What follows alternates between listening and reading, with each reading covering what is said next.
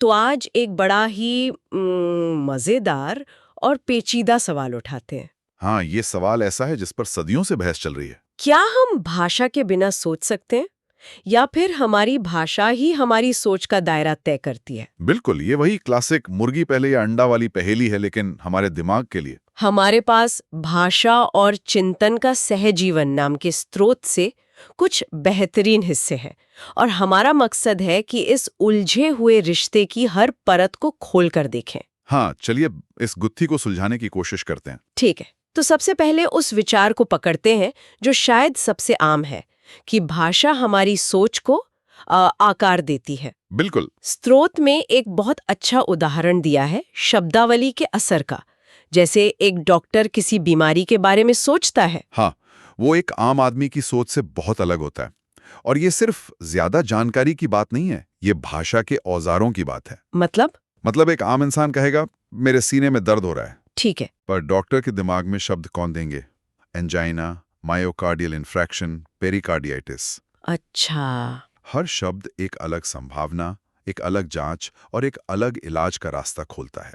वो शब्द सिर्फ लेबल नहीं है, वो सोचने के लिए बने बनाए खांचे हैं। ये बहुत दिलचस्प है। तो शब्द एक टॉर्च की तरह हैं जो दिमाग के अंधेरे कोनों में रोशनी डालते हैं। एग्जैक्टली। और स्रोत ये भी कहता है कि ये हमारी यादों पर भी लागू होता है। हाँ, कि हम उन चीजों को बेहतर याद रख पाते हैं जिन्हें हम कोई नाम दे सकते हैं। बिल्कुल।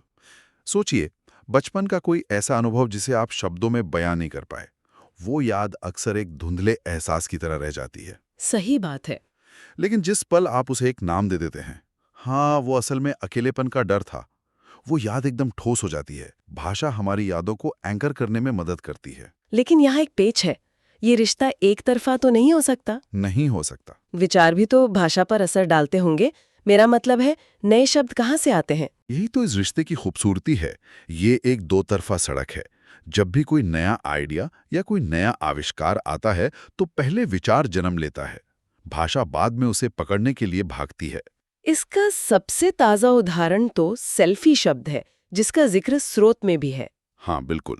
फोन से खुद की तस्वीर खींचने का चलन तो शब्द बनने से पहले ही शुरू हो गया था। ठीक, यही विचार ने एक खाली जगह बना दी और समाज को उसे भरने के लिए एक शब्द की जरूरत पड़ी।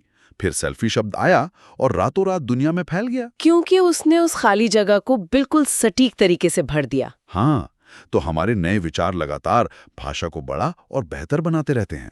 इससे मेरे दिमाग में एक और सवाल आ रहा है। अगर कोई विचार शब्द से पहले आ सकता है, तो क्या हम पूरी तरह से शब्दों के बिना भी सोच सकते हैं? क्या दिमाग में सिर्फ ख्यालों की दुनिया हो सकती है बिना किसी भाषा के? हाँ, वही। स्रोत के हिसाब से न सिर्फ ऐसा हो सकता है, बल्कि हम सब हर रोज ऐसा करते हैं। इसे अशाब्दिक चिंतन कहते हैं। हर रोज? मुझे तो लगता है हम हमेशा अपने दिमाग में कुछ ना कुछ बुदबुदाते रहते हैं। कभी कभी, लेकिन हमेशा नहीं। सबसे बड़ा उदाहरण है दृश्य चिंतन या विजुअल थिंकिंग। जैसे कि एक चित्रकार कैनवस पर पहला ब्रश चलाने से पहले पूरी पेंटिंग अपने दिमाग में देख लेता है।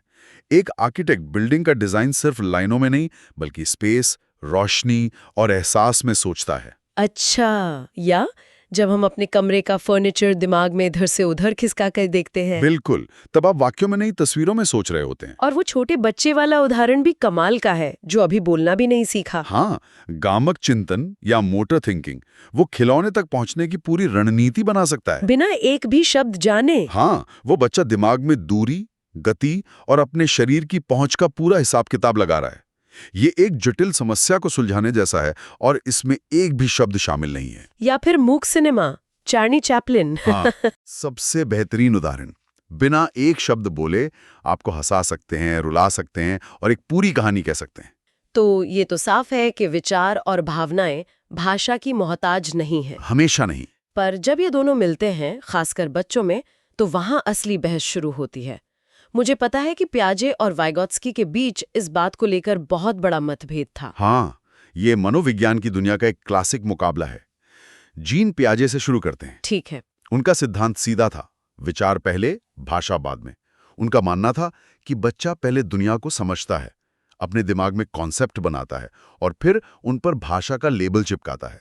और उन्होंने देखा था कि छोटे बच्चे अक्सर अकेले में खुद से बातें करते रहते। उसको लेकर उनका क्या सोचना था? पियाजे ने उसे अहं केंद्रित वाक या ईगोसेंट्रिक स्पीच कहा। अहं केंद्रित। हाँ, उनके हिसाब से बच्चा बस अपने मन की भड़ास निकाल रहा है। वो ये मानकर चलता है कि जो वो सोच रहा है वो पूरी दुनिया सोच रही है। उसे इस बात से कोई फर्क नहीं पड़ता कि कोई उसकी बात सुन रहा है या नहीं। तो पियाजे के लिए ये एक तरह का दिमागी शोर था जिसका कोई खास मकसद नहीं था। बिल्कुल। उनके लिए ये विकास की एक अपरिपक्व अवस्था थी जो बड़े होने पे खत्म हो जानी चाहिए। लेकिन वाइगॉत्स्की इससे बिल्कुल सहमत नहीं थे, है ना? बिल्कुल भी नहीं। लिव वाइगॉत्स्की ने इसी चीज को देखा और एक बिल्कुल अलग और क्रांतिकारी नतीजा निकाला। क्या? उन्होंने कहा कि भाषा और विचार अलग अलग शुरू होते हैं, लेकिन करीब 3 साल की उम्र में वे एक दूसरे से मिल जाते हैं और वहीं से इंसान की उच्च स्तरीय सोच का जन्म होता है। और उनके लिए भाषा सिर्फ बातचीत का माध्यम नहीं थी, नहीं, ये सोच का एक औजार था, एक टूल किट। तो बच्चों के खुद से बात करने को उन्होंने औजार की तरह कैसे देखा? वाइगॉत्स्की ने इसे निजी भाषण या प्राइवेट स्पीच कहा। उन्होंने कहा कि ये अहंकारी होना नहीं है, बल्कि ये तो बच्चे का खुद का सबसे अच्छा दोस्त है। अच्छा। बच्चा मुश्किल काम करते समय खुद को निर्देश देने के लिए भाषा का इस्तेमाल करता है। स्रोत का पहली वाला उदाहरण याद है? हाँ, बच्चा कहता है नीला टुकड़ा कहाँ गया? नहीं, ये यहां नहीं लगेगा, शायद उस कोने में लगा कर देखूं। वो बोल बोलकर अपनी सोच को एक दिशा दे रहा है। तो वो अपनी समस्या सुलझाने के लिए भाषा का इस्तेमाल कर रहा है। एग्जैक्टली। ईमानदारी से कहूं तो जब मैं कोई मुश्किल आइकिया फर्नीचर जोड़ रहा होता हूं तो मेरा प्राइवेट स्पीच आज भी बाहर आ जाता है। मैं ये बिल्कुल समझ सकती हूँ। लेकिन वाइगॉत्स्की की सबसे हैरान करने वाली बात तो ये थी कि ये निजी भाषण बड़े होकर गायब नहीं होता। यही उनका सबसे बड़ा योगदान था। उन्होंने कहा कि 7 साल की उम्र के आसपास ये बाहरी भाषण गायब नहीं होता, बल्कि ये दिमाग के अंदर चला जाता है। अंदर चला जाता है। में खुद के साथ यही मूक संवाद है। एक मिनट, ये तो बहुत गहरी बात है। तो क्या इसका मतलब ये है कि मेरे दिमाग में जो आवाज लगातार चलती रहती है वो असल में मेरे बचपन के उस जोर जोर से खुद से बात करने का ही एक विकसित रूप है? वाइगॉत्स्की के अनुसार बिल्कुल। हमारी जटिल सोच एक तरह का आंतरिक संवाद ही है। कमाल है। तो पियाजे के लिए जो एक कमजोरी थी, वाइगॉत्स्की के लिए वही एक सुपर पावर थी जिससे विकसित करना था। ठीक है, अगर वाइगॉत्स्की सही है और भाषा हमारी सोच का औजार है, तो ये एक और बड़ा सवाल खड़ा करता है। क्या? अगर अलग-अलग संस्कृतियों के पास अलग-अलग औजार हैं, यानी अलग-अलग भाषाएं, तो क्या वे दुनिया को अलग-अलग तरीके से देखते हैं? मुझे लगता है यहीं पर सैपियर-वॉर्फ परिकल्पना आती है। आपने बिल्कुल सही नास पकड़ी है। यही सवाल सैपियर-वॉर्फ परिकल्पना की नींव है, जिसे भाषाई सापेक्षता भी कहते हैं। और इसके 2 रूप हैं, सही। एक मजबूत और एक कमजोर। हाँ, मजबूत वाला रूप जिसे भाषाई नियतत्ववाद कहते हैं, वो ये कहता है कि भाषा एक जेल की तरह है। जेल। हाँ, आप सिर्फ वही चीजें सोच सकते हैं जिनके लिए आपकी भाषा में शब्द हैं। अगर आपकी भाषा में नीले रंग के लिए कोई शब्द नहीं है, तो आप नीला रंग देख ही नहीं सकते, या कम से कम उसके बारे में सोच नहीं सकते। ये सुनने में थोड़ा अजीब लगता है। मुझे ये मानने में मुश्किल हो रही है। और आप सही हैं। ज्यादातर विशेषज्ञ अब इस मजबूत रूप को नहीं मानते। हम जानते हैं कि हम उन चीजों के बारे में भी सोच सकते हैं जिनके लिए हमारे पास शब्द नहीं है। तो फिर कमजोर रूप क्या कहता है? कमजोर रूप ज्यादा मकबूल है। वो ये कहता है कि भाषा जेल नहीं बल्कि एक टॉर्च की तरह है। अच्छा। ये आपकी सोच को कैद नहीं करती, लेकिन ये कुछ खास चीजों पर रोशनी डालकर आपका ध्यान उस तरफ खींचती है। इसका सबसे मशहूर उदाहरण इनुइट लोगों का है, जिनकी भाषा में बर्फ के लिए बहुत सारे शब्द हैं। हाँ, क्योंकि उनके लिए बर्फ के अलग अलग प्रकारों में फर्क करना जिंदा रहने के लिए जरूरी है। उनके पास धीरे धीरे गिरती बर्फ, गाड़ी चलाने लायक सख्त बर्फ, इन सब के लिए अलग अलग शब्द हैं।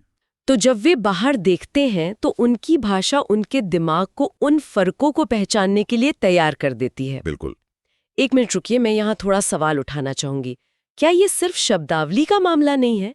जैसे एक स्की करने वाला भी तो बर्फ के कई प्रकारों को पहचानता है, पाउडर स्नो, गीली बर्फ, भले ही उसकी भाषा में उतने शब्द ना हो। ये एक बेहतरीन सवाल है, और इस परिकल्पना की सबसे बड़ी आलोचना भी यही है। बात सिर्फ शब्द होने की नहीं है, बल्कि उस शब्द के इस्तेमाल की आदत की है। मतलब? कमजोर परिकल्पना ये नहीं कहती कि एक स्की करने वाला फर्क नहीं देख सकता। वो कहती है कि इनुइट व्यक्ति के लिए वो फर्क देखना ज्यादा स्वाभाविक और सहज होगा, क्योंकि उसकी भाषा ने उसके दिमाग को रोज वैसा सोचने के लिए ट्रेन किया है। अच्छा, तो भाषा आपकी सोच की डिफॉल्ट सेटिंग बदल देती है। बिल्कुल सही। तो हमने देखा कि विचार भाषा को बनाते हैं, भाषा विचार को दिशा देती है। लेकिन भाषा खुद कहाँ से आती है? यहीं पर नोम चॉम्स्की का नाम आता है, जो इस पूरी बहस में जीव विज्ञान को ले आते हैं। हाँ, चॉम्स्की इस पूरी तस्वीर को ही पलट देते हैं। उनका कहना है कि यह सब सीखने और संस्कृति की बात नहीं है, बल्कि हमारे दिमाग की बनावट की बात है। दिमाग की बनावट? हाँ, उन्होंने एलएडी यानी भाषा अधिग्रहण उपकरण का विचार दिया। यह हमारे दिमाग का एक काल्पनिक हिस्सा है जो व्याकरण सीखने के लिए पहले से ही प्रोग्राम किया हुआ है। अच्छा, तो ये ऐसा हुआ कि हमारे दिमाग में एक तरह का ऑपरेटिंग सिस्टम पहले से ही इंस्टॉल्ड है। हाँ, ये इसे समझने का एक बहुत अच्छा तरीका है। और हिंदी, अंग्रेजी या जापानी जैसी भाषाएं बस उस पर चलने वाली एप्स हैं। बिल्कुल, और उस ऑपरेटिंग सिस्टम का नाम है सार्वभौमिक व्याकरण। चॉम्स्की मानते हैं कि दुनिया की सारी भाषाएं सतह पर कितनी भी अलग हों, उन सब के मूल में एक ही जैसा ढांचा है, और ये ढांचा हमारे डीएनए में है। तो फिर उनके लिए विचार और भाषा का क्या रिश्ता हुआ? चॉम्स्की के लिए विचार और भाषा दो बिल्कुल अलग चीजें हैं। विचार, जिसे वे गहरी संरचना या डीप स्ट्रक्चर कहते हैं, एक सार्वभौमिक और भाषा मुक्त चीज है। और भाषा? फिर हमारा दिमाग उस सार्वभौमिक विचार को हमारी स्थानीय भाषा के व्याकरण के नियमों में डालकर सतही संरचना यानी वाक्यों में बदल देता है। तो चॉम्स्की के लिए पियाजे की तरह ही विचार भाषा से पहले और उससे कहीं ज्यादा बुनियादी है। तो आज हमने इस पूरे चक्र को देख लिया। एक तरफ ये विचार है कि भाषा हमारी सोच को दिशा देती है, तो दूसरी तरफ ये कि हम बिना भाषा के भी सोच सकते हैं। और फिर पियाजे, वाइगोट्स्की और चॉम्स्की जैसे दिग्गजों के बीच की ये जबरदस्त बहस। अगर इस पूरी चर्चा को 2 हिस्सों में बांटना हो तो कैसे बांटेंगे? तो एक खेमा है पियाजे और चॉम्स्की का। वे मानते हैं कि विचार एक सार्वभौमिक चीज है जो भाषा से पहले मौजूद है। भाषा सिर्फ विचारों पर लगाया गया एक बाहरी लिबास है। और दूसरा खेमा? दूसरा खेमा है वाइगोट्स्की और सापीर-वॉर्फ का। वे मानते हैं कि भाषा सिर्फ लिबास नहीं है, वो खुद हमारे विचारों के शरीर को गढ़ती है। उनके लिए भाषा के बिना हमारी सोच बहुत ही सीमित होती। हाँ, भाषा ही हमें जटिल और अमूर्त तरीके से सोचने की शक्ति देती है। सच में, ये एक ऐसी बहस है जिसका शायद कोई एक सही जवाब नहीं है। दोनों ही पक्षों में काफी दम है। बिल्कुल। और जाते जाते एक सवाल उन लोगों के लिए छोड़ जाते हैं जो इसे सुन रहे हैं। इस पर सोचिएगा जरूर। क्या? अगर कोई नई भाषा सीखी जाए तो क्या सिर्फ नए शब्द सीखे जाते हैं या एक नए तरीके से सोचना भी सीखा जाता है? क्या जो लोग 2 भाषाएं जानते हैं वे दुनिया को थोड़ा अलग तरीके से देखते हैं, क्योंकि उनके पास विचारों को समझने और व्यक्त करने के लिए 2 अलग-अलग भाषाई टूल किट होते हैं?